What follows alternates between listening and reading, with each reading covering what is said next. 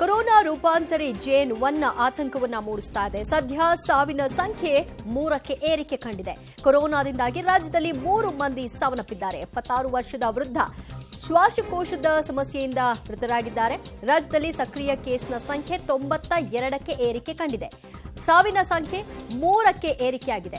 76 ವರ್ಷದ ವೃದ್ಧನಲ್ಲಿ ಈ ಒಂದು ಶ್ವಾಸಕೋಶದ ಸಮಸ್ಯೆ ಕಂಡು ಬಂದು ನಂತರ ಅವರು ತೀವ್ರ ಉಸಿರಾಟದ ಸಮಸ್ಯೆಯಿಂದ ಸಾವನ್ನಪ್ಪಿದ್ದಾಗಿ ಇದೀಗ ವರದಿಯಿಂದ ಗೊತ್ತಾಗ್ತಾ ಇದೆ.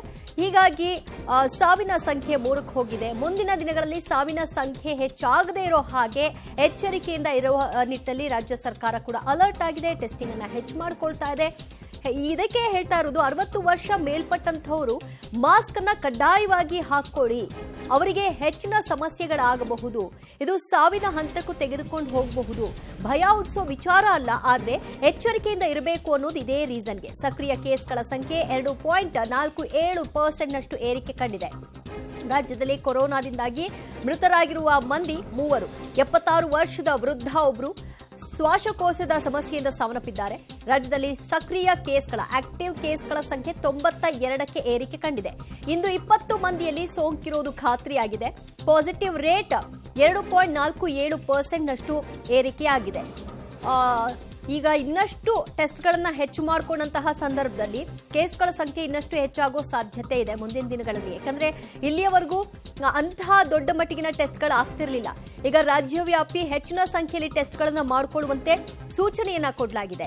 ಆ ಕಾರಣದಿಂದಾಗಿ ಎಲ್ಲೆಲ್ಲಿ ಸೋಂಕಿತರಿದ್ದಾರೆ ಇಲ್ಲಿವರೆಗೂ ಅಲ್ಲಲ್ಲೇ ಹುಷಾರಾಗ್ಬಿಡ್ತಾ ಇದ್ರು, ಅವರು ಕ್ವಾರಂಟೈನ್ ಆಗ್ತಿರ್ಲಿಲ್ಲ, ಅದು ನಾರ್ಮಲ್ ಜ್ವರ ಇರಬಹುದು, ಕೆಮ್ಮಿರಬಹುದು ಅಂತ ಭಾವಿಸ್ತಿದ್ರು. ಈಗ ಇನ್ನು ಮುಂದಿನ ದಿನಗಳಲ್ಲಿ ಇದು ಹೆಚ್ಚಿನ ಸಂಖ್ಯೆಯಲ್ಲಿ ದಾಖಲಾಗೋ ಸಾಧ್ಯತೆ ಇದೆ. ಈ ಬಗ್ಗೆ ಮತ್ತಷ್ಟು ಮಾಹಿತಿ ಪಡೆಯೋಣ ನಮ್ಮ ಪ್ರತಿನಿಧಿ ಪವಿತ್ರರಿಂದ. ಪವಿತ್ರ, ಕೊರೋನಾದಿಂದಾಗಿ ಮೃತಪಟ್ಟವರ ಸಂಖ್ಯೆ ಈಗ 3ಕ್ಕೆ ಏರಿಕೆ ಕಂಡದ್ದು. ರಾಜ್ಯದಲ್ಲಿ ಸೋಂಕಿನ ಸಂಖ್ಯೆ ಕೂಡ ಹೆಚ್ಚಾಗ್ತಾ ಇದೆ. ಮುಂದಿನ 2-3 ದಿನದಲ್ಲಿ ಇದು ಡಬಲ್ ಆಗೋ ಸಾಧ್ಯತೆಯನ್ನು ತೋರಿಸ್ತಾ ಇದೆ ಅಂತ ಹೇಳ್ಬೋದಾ? ಬಹುಶಃ ಆಗ್ಬಹುದು ಅಂತ ಅನ್ಸುತ್ತೆ. ಯಾಕಂದ್ರೆ ಈಗ ಟೆಸ್ಟ್ ನ ಪ್ರಮಾಣ ಏನಿದೆ ಅದು 1,000 ಒಳಗಡೆ ಇದೆ. ಆದ್ರೆ ಮುಂದಿನ ದಿನಗಳಲ್ಲಿ ಅದು 5,000 ಪ್ರತಿನಿತ್ಯ ಟೆಸ್ಟ್ ಮಾಡಬೇಕು ಅಂತ ಇದೆ. ಬೆಂಗಳೂರು 1ರಲ್ಲೇ 1,500 ಟೆಸ್ಟ್ ಪ್ರತಿನಿತ್ಯ ಮಾಡಬೇಕು ಅನ್ನುವಂತಹ ಟಾರ್ಗೆಟ್ ಅನ್ನು ಕೂಡ ವಿಧಿಸಲಾಗ್ತಾ ಇದೆ. ಹಾಗಾಗಿ ಕೇಸಸ್ ನ ಪ್ರಮಾಣ ಕೂಡ ಏರಿಕೆ ಆಗ್ಬಹುದು. ಆದ್ರೆ ಆತಂಕ ಅಂದ್ರೆ ಬೆಂಗಳೂರಿನಲ್ಲೇ ಒಟ್ಟು 3 ಜನ ಸಾವನ್ನಪ್ಪಿರುವಂತಹ ಪ್ರಕರಣ ನಡೆದಿರುವಂತದ್ದು. ಯಾಕಂದ್ರೆ ಆರಂಭಿಕ ಹಂತದಲ್ಲಿ ಆಕ್ಟಿವ್ ಕೇಸಸ್ ಗಳನ್ನ ನೋಡ್ತಾ ಇದ್ರೆ 92 ಇದೆ. ಅದರಲ್ಲಿ ಡೆತ್ ನ ನೋಡ್ತಾ ಇದ್ರೆ 3 ಡೆತ್ ಇರೋದ್ರಿಂದ ಒಂದಿಷ್ಟು ಕೇಸಸ್ಗಳ ಸಂಖ್ಯೆ ಹೆಚ್ಚಾದ್ರೂ ಪರವಾಗಿಲ್ಲ, ಆದ್ರೆ ಡೆತ್ ರೇಟ್ ಕಡಿಮೆ ಇರಬೇಕು. ಬಟ್ ಬೆಂಗಳೂರಿನಲ್ಲಿ ಅನ್ಯ ಕಾಯಿಲೆಯಿಂದ ಬಳಲ್ತಾ ಇರುವವರೇ ಕೋವಿಡ್ಗೆ ತುತ್ತಾಗಿ ಸಾವನ್ನಪ್ಪುವಂತಹ ಪ್ರಕರಣಗಳು ಹೆಚ್ಚಾಗ್ತಾ ಇದೆ. ಈಗ ಬೆಳಗಿನ ಒಂದು ಸಚಿವರು ಹೇಳ್ತಾ ಇದ್ರು 66 ವರ್ಷದ ಪುರುಷರು ಖಾಸಗಿ ಆಸ್ಪತ್ರೆಯಲ್ಲಿ ಮೃತವನ್ನ ಪಡ್ತಾರೆ. ಅವರಿಗೆ ಬೇರೆ ಬೇರೆ ಕಾಯಿಲೆ ಇತ್ತು, TB ಆಗಿರ್ಬೋದು, ಹೃದಯ ಸಂಬಂಧಿ ನಿಮೋನಿಯಾ ಕಾಯಿಲೆ ಇತ್ತು.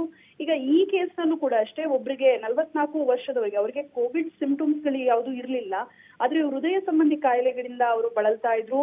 ಇನ್ನೊಬ್ರು ಕೂಡ ಅಷ್ಟೇ, ವಯಸ್ಸಾದವರು, ಅವರಿಗೆ ನಿಮೋನಿಯಾ ಸಮಸ್ಯೆ ಕೂಡ ಆಗಿತ್ತು. ಒಟ್ಟಾರೆಯಾಗಿ ಅನ್ಯ ಕಾಯಿಲೆಯಿಂದ ಬಳಲ್ತಾ ಇರುವವರು ಜೊತೆಗೆ ಸ್ವಲ್ಪ ವಯಸ್ಸಾದವರು 60 ವರ್ಷ ಮೇಲ್ಪಟ್ಟವರು ಕೋವಿಡ್ ಬಗ್ಗೆ ಕೊಂಚ ಎಚ್ಚರಿಕೆಯಿಂದ ಇದ್ರೆ ಬೆಟರ್ ಅಂತ ಅನ್ಸುತ್ತೆ. ಸದ್ಯದ ಸಿಚುವೇಶನ್ ಅನ್ನು ನೋಡ್ತಾ ಇದೆ ದಿವ್ಯಾ.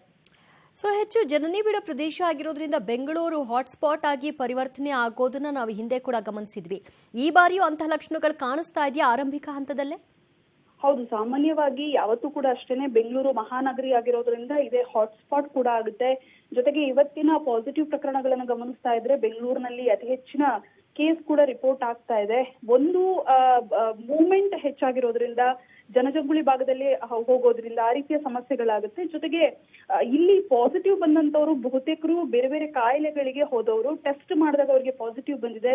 ಸೊ ಕೋವಿಡ್ ನ ಅಡ್ಮಿಟ್ ಮಾಡಿದಾಗ ಅವರಿಗೆ ಬೇರೆ ಕಾಯಿಲೆಗಳು ಹೆಚ್ಚಾಗಿ ಬಂದು ಸಾವನ್ನಪ್ಪಿರುವಂತಹ ಪ್ರಕರಣ ಈ ಹಿಂದೆ ಕೂಡ ಬೆಂಗಳೂರು ಹಾಟ್ಸ್ಪಾಟ್ ಆಗಿತ್ತು. ಸೊ ಇವತ್ತು ಕೂಡ BBMP ಅಧಿಕಾರಿಗಳ ಜೊತೆಗೆ ಪ್ರತ್ಯೇಕವಾಗಿರುವಂತಹ ಸಭೆಯನ್ನ ಕೂಡ ನಡೆಸಲಾಗಿದೆ. ನಾಳೆ CM ಕೂಡ ಸಭೆಯನ್ನ ಕರೆದಿದ್ದಾರೆ. ಸೊ ಬೆಂಗಳೂರಿಗೆ ಹೆಚ್ಚು ಒತ್ತು ಕೊಟ್ಟು ಈ ಸಭೆಯಲ್ಲಿ ಅಂದ್ರೆ ಬೆಂಗಳೂರಿನಲ್ಲಿ ಮುನ್ನೆಚ್ಚರಿಕಾ ಕ್ರಮಗಳು ಯಾವ ರೀತಿ ತೆಗೆದುಕೊಳ್ಬೇಕು, ಎಸ್ಪೆಷಲಿ ಹೊಸ ವರ್ಷ ಬರ್ತಾ ಇದೆ, ಜನಜಂಗುಳಿ ಪ್ರದೇಶದಲ್ಲಿ ಯಾವ ರೀತಿ ಇರಬೇಕು ಏನು ಅನ್ನುವಂತಹ ಒಂದಿಷ್ಟು ಸಲಹೆ ಸೂಚನೆಗಳನ್ನ BBMPಗೂ ಕೂಡ ಕೊಡ್ತಾರೆ. ಆರೋಗ್ಯ ಇಲಾಖೆ ಕೂಡ ಅಷ್ಟೇನೆ ಬೆಂಗಳೂರಿಗೆ ಸೀಮಿತ ಆಗುವಂತೆ ಆಸ್ಪತ್ರೆಗಳ ಸಿದ್ಧತೆಗಳ ಬಗ್ಗೆಯೂ ಕೂಡ ಮಾಹಿತಿಯನ್ನ ನಾಳೆಯ ಸಭೆಯಲ್ಲಿ ಎಲ್ಲವೂ ಕೂಡ ಪ್ರಸ್ತಾಪ ಆಗಲಿದೆ.